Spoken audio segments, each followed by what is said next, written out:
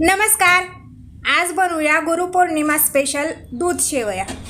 त्यासाठी कढईमध्ये थोडंसं तूप टाकून काजू, बदाम आणि मनुके छान असे परतून घ्यायचे. इथं मी फार बारीक केले नाही, मोठे मोठे तुकडे ठेवलेत. काढून घेऊया. आता पुन्हा थोडंसं तूप टाकून या शेवया सुद्धा आपल्याला छान अशा परतून घ्यायच्यात.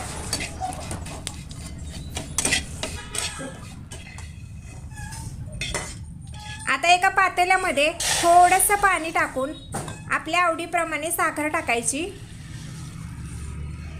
त्यात शेवया आणि थोडेसे ड्रायफ्रूट सुद्धा टाकूया. गुरुपौर्णिमेला मी या दूध शेवया बनवल्यात.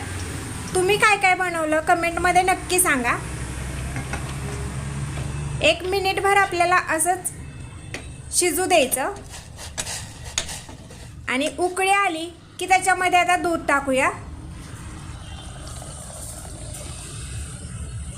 अजून 2-3 मिनटं आपल्याला हे शिजवून घ्यायचं. फार पातळ ठेवायचं नाही, थोडंसं घट्टसरच ठेवायचं. छान उकळी आली आहे, घट्टही झाले. चला आता एका डिशमध्ये काढून घेऊया.